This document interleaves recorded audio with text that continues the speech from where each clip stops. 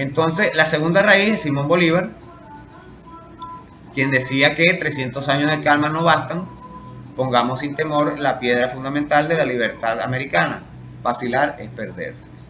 Simón Bolívar es la raíz principal entonces de este árbol de las tres raíces, aún cuando no es la fundamental, pues él como tal ya viene aprendiendo de Simón Rodríguez.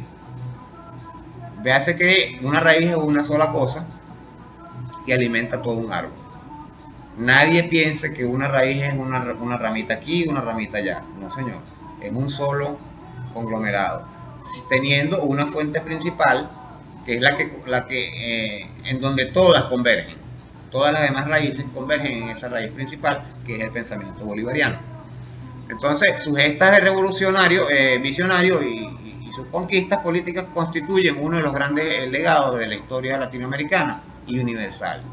En él se conjugan todas las virtudes del auténtico revolucionario: el gran militar y estratega, el líder inigualable, el pensador social, el estadista e incluso el economista, porque él, cuando se pierde la Segunda República, él dice claramente que el error fue la parte, cuando se creó el peso venezolano, lo creó con Francisco de Miranda, y nos bloquearon el dinero igual que lo están haciendo ahorita. Todo esto es un ciclo que nos lo han aplicado. Eso de que se llevan el dinero para Colombia no es nada nuevo. También se llevaban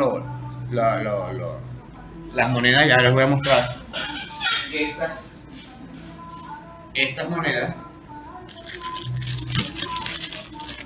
de níquel se las llevaban a Colombia en los años 80.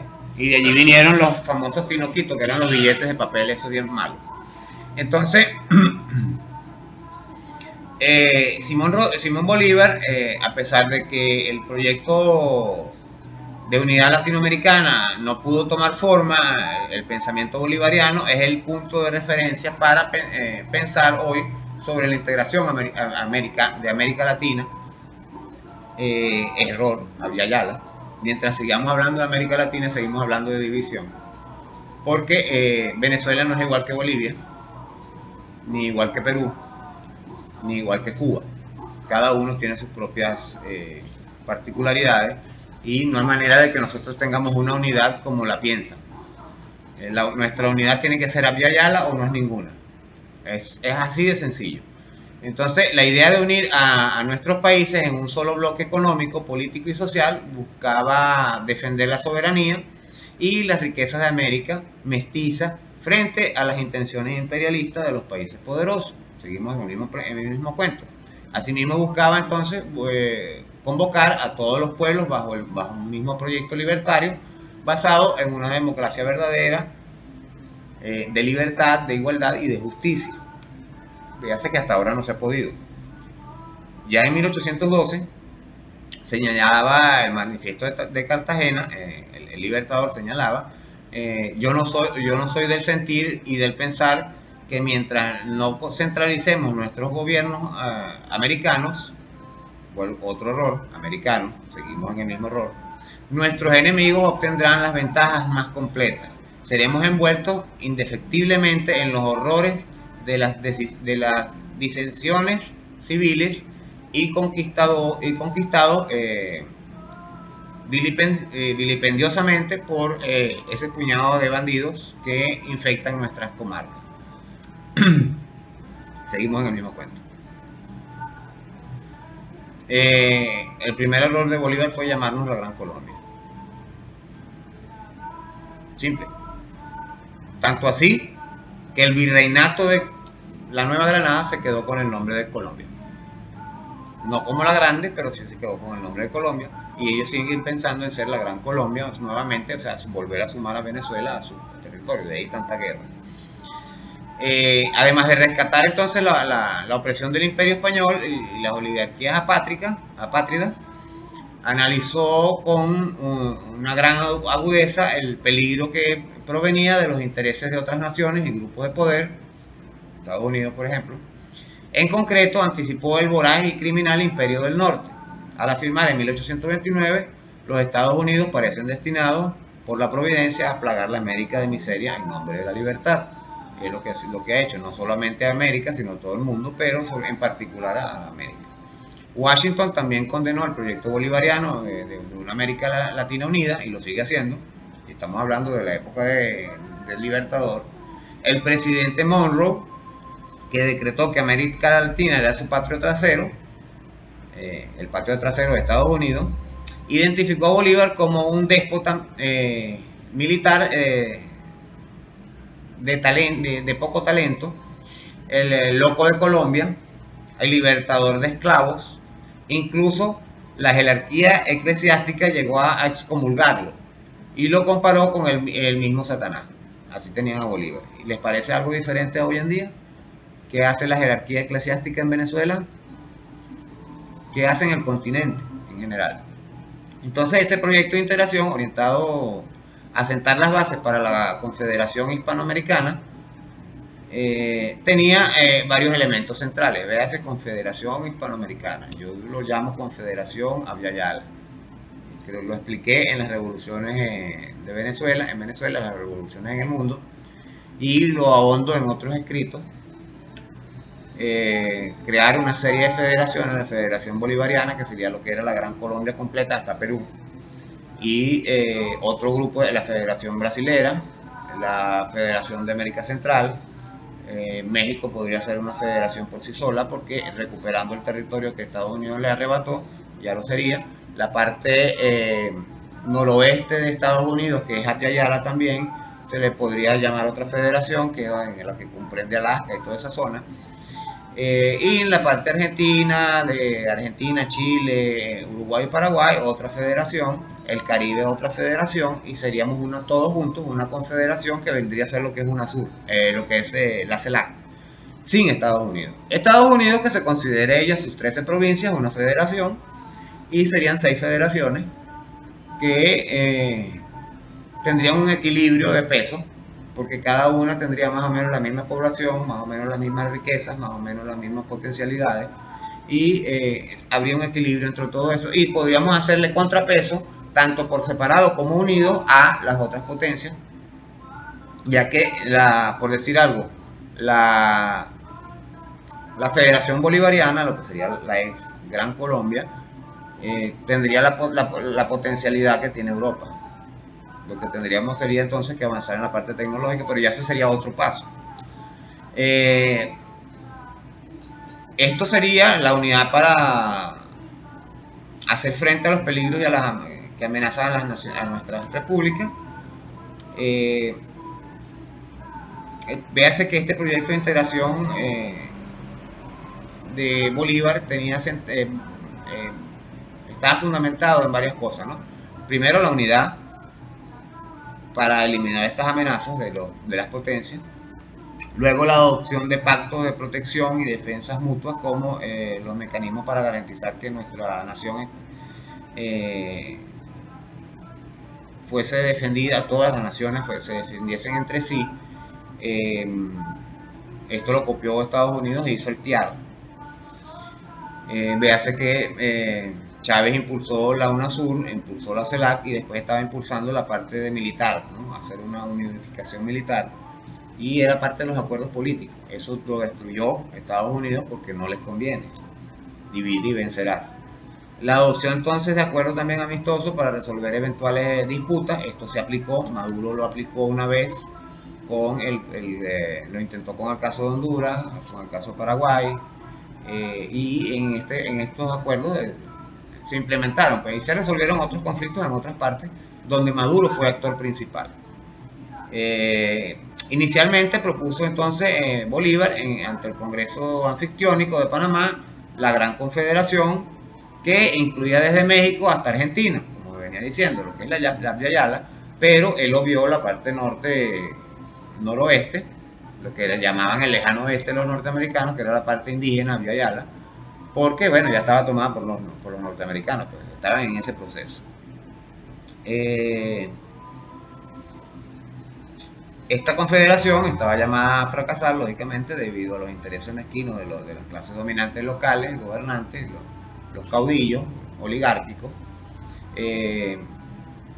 puso todo su empeño en la constitución de la Federación de los Andes, Bolívar, que comprendía las naciones que él había liberado, que era la Gran Colombia, Perú, Bolivia, Venezuela. Esto vino a ser después la CAN, que también la tergiversaron y terminamos saliéndonos de ella. Tras el fin de la federación, el Libertador se concentró en salvar la unidad de la Gran Colombia. Sin embargo, también este proyecto integracionista se vino abajo, luego de que las oligarquías locales de las tres actuales repúblicas en ese entonces conspiraron para dividirla. Comenzó Perú y después Venezuela, ambos impulsados por Colombia, desde Santander. Pese a estos fracasos, el gran diseño del Libertador se instaló firmemente en el imaginario de nuestros pueblos y hoy revive de la mano del pueblo bolivariano. Y no se crean que solo pueblo bolivariano. Cuando hablamos de pueblo bolivariano no solo el de Venezuela, sino el de todo el continente, que apoya este proceso de integracionista, incluyendo Evo Morales.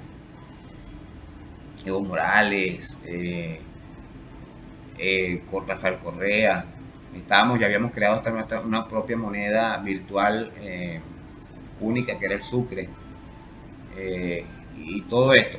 Entonces el Bolívar, como revolucionario, dice que el sistema de gobierno más perfecto es el que produce la mayor suma de felicidad posible, la mayor suma de seguridad social posible y la mayor suma de estabilidad política.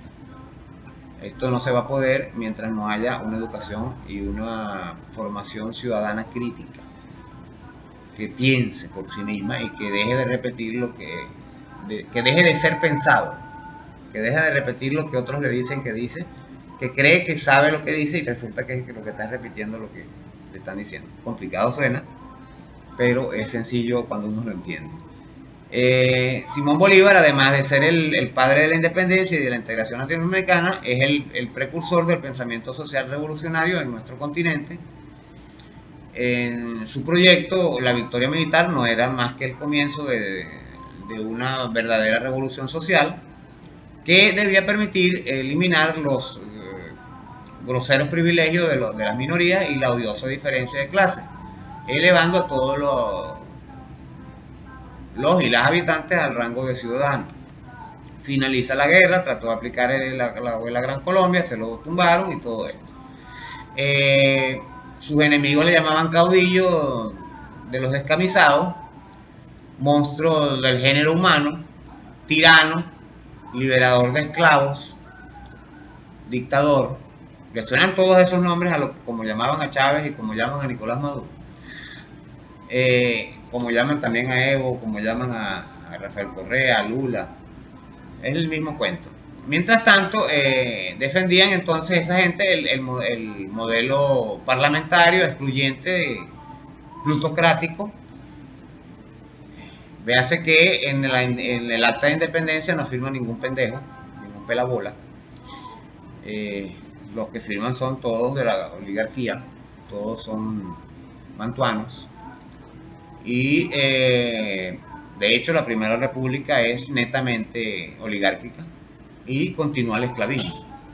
En la segunda república se mantiene todavía, hay algunos cambios, y para la tercera república es que se hace ya la independencia se decreta la independencia de los esclavos, la libertad de los esclavos, se otorgan las tierras y después vino Páez para la cuarta república y acabó con todo. Órdenes del imperio. Después viene entonces, como ven, en la continuidad de ese proceso que inicia el Libertador con Zamora. Zamora va al otro nivel, que era la libertad de los esclavos, que decía que solo el pueblo quiere su bien y es el dueño de su suerte. Desde hoy en adelante Venezuela no será más el patrimonio de ninguna familia ni ninguna persona.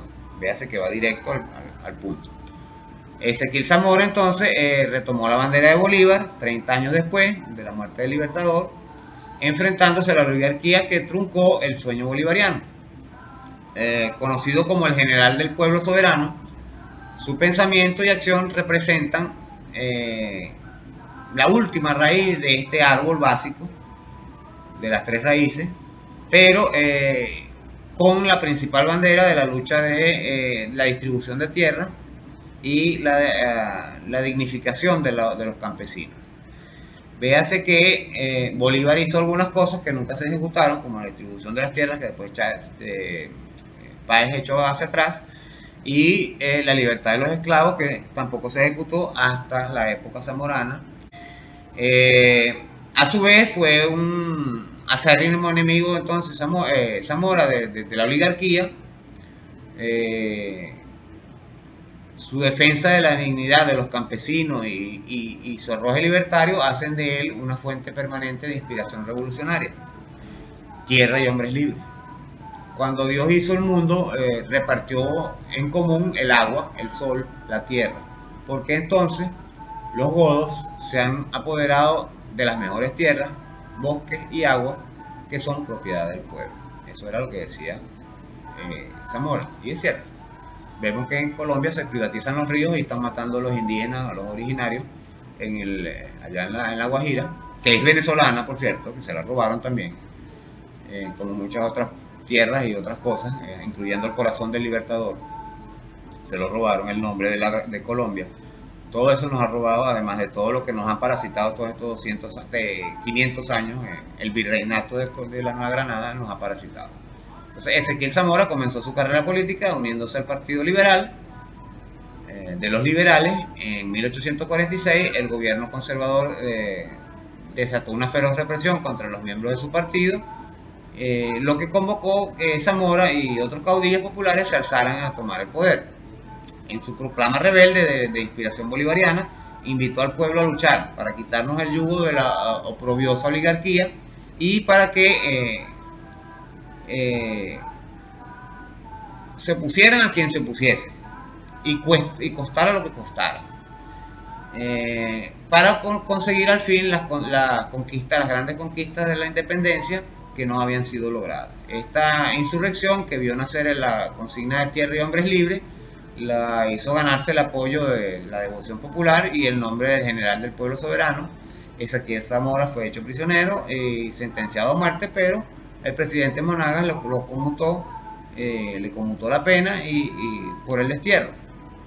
Entonces hubo la guerra federal y hoy en día incluso vimos a Ramos Alú decirle que era un violador de niños, que era un sádico, que era no sé qué, porque esa es la idea, dañar todo el legado de nuestras raíces para quitarnos la identidad, el amor propio, el sentido de pertenencia.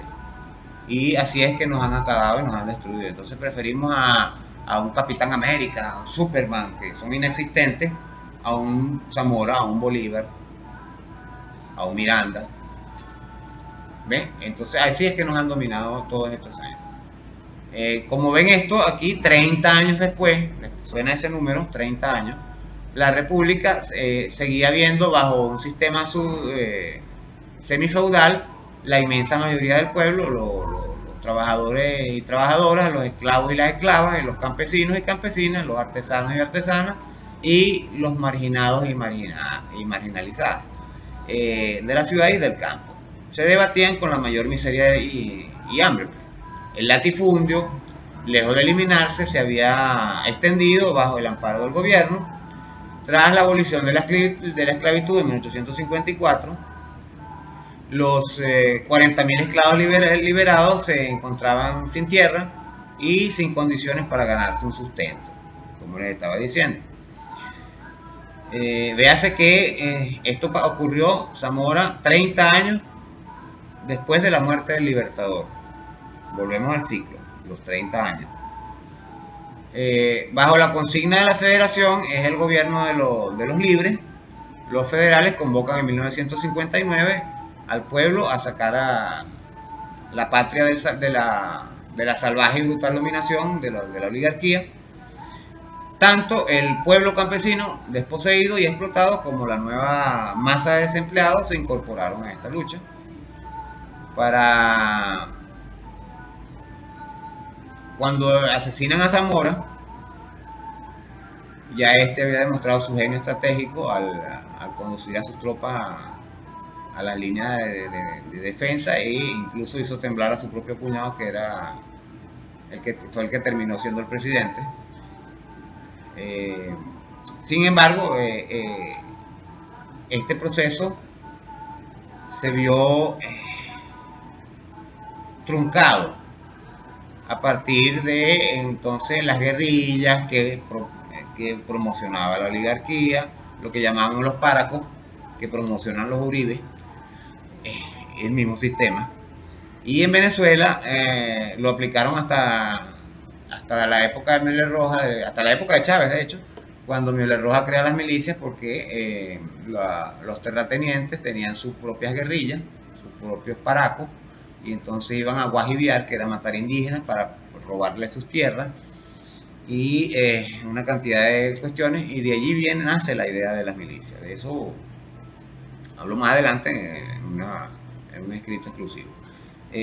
Finalmente, para 1963, los ideales de Zamora fueron traicionados, 1863, y con ellos los ideales de Bolívar. Luego de esto retoma las banderas, véase, y las retoma Cipriano Castro, después, 30 años después, casualmente. Véase que aquí hablamos, y termino el comentario, para los años 1863, 1869, cuando asesinan a Zamora, y 30 años justamente después, en 1899, viene la Revolución Restauradora, que era restaurar el proceso ideario bolivariano y zamorano, montado por Cipriano Castro, y 30 años después, aproximadamente, de ese periodo, muere Gómez y comienza el nuevo periodo, y ahí entra Gallego con las tierras del que la trabaja, para el que la trabaja, lo mismo que Tierra y Hombres Libres.